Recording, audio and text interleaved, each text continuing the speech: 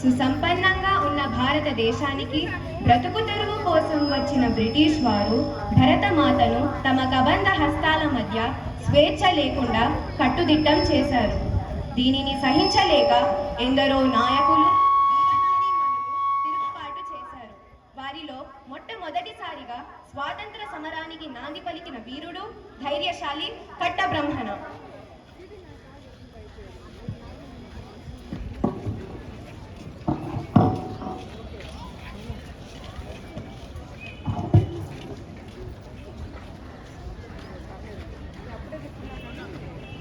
ఎక్కడికి పోతున్నావురా కుక్క? పంటను అమ్మడానికి సార్. ఏమిట్రా అంటున్నావు? Bloody Indian! ఈ గాలి మాదేరా, ఈ భూమి నీరు అంతా మాదే. నీ పంచ పండాక మాకు ఇవ్వాలిరా. మేమిచ్చిన దాంతోనే సరిపెట్టుకోవాలిరా. నీకు నీ పంచ కావాలంటే భూమి శిస్తు కట్టాలిరా.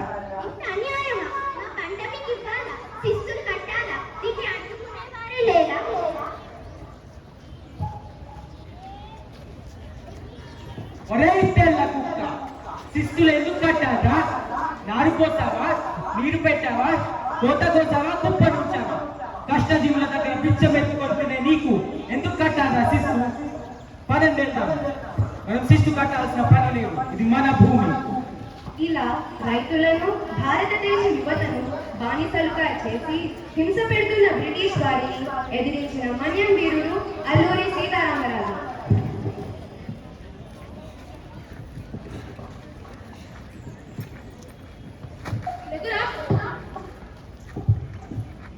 ఎన్నాళ్ళు, ఇంకెన్నాళ్ళు ఈ బానిసత్వం? మమ్మల్ని విడిపించేవారే లేరు.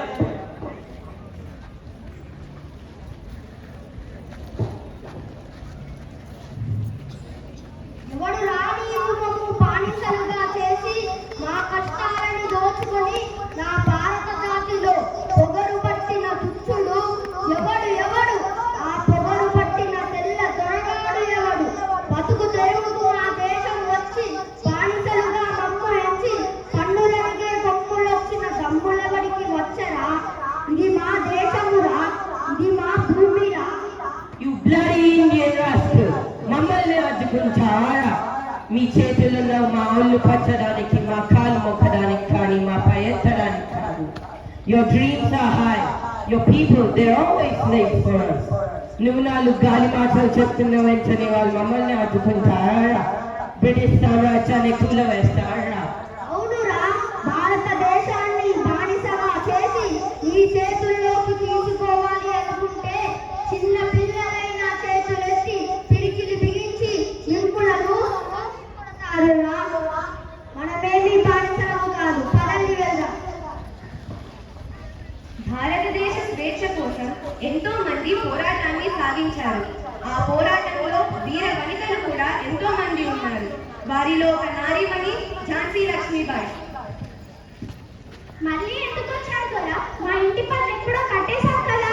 మీ ఇంటి పనులు కచ్చావు కానీ మా ఇంటి పనుల్ని కూతురు చేస్తుంది. Go get the girl. ఏం మాట్లాడుతున్నారు కదా? అని చిన్న పిల్ల అన్ని పనులు చెయ్యలేదు. మా ఖర్చు బానిసలు. నా బిడ్డను కాపాడండి, నా బిడ్డను కాపాడే వాళ్ళే లేరా?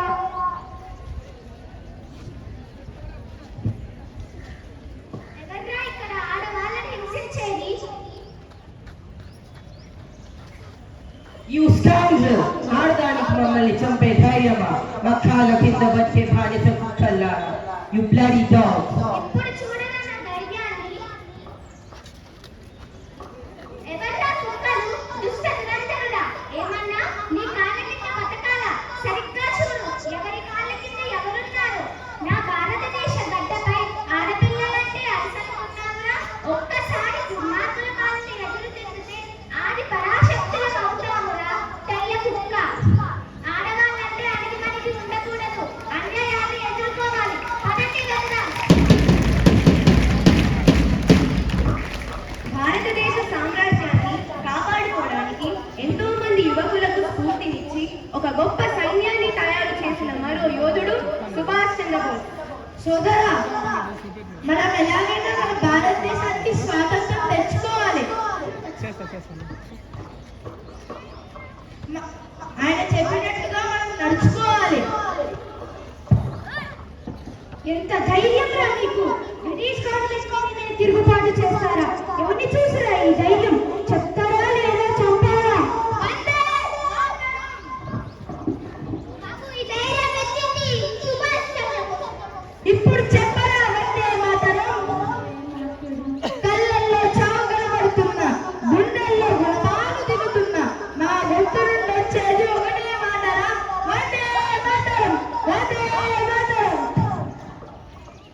మీలాగా ప్రాణభయంతో దేశద్రోహం చెయ్యమురా జైల్లో కుక్క.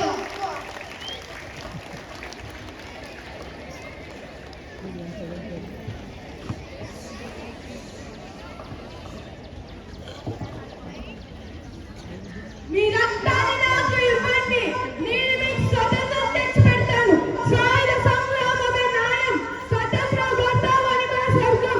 ఆ కళను నెరవేర్చుకోవడానికి ప్రతి ఒక్క మనిషి సైనికుగా ప్రాణార్పణ చేయాలి.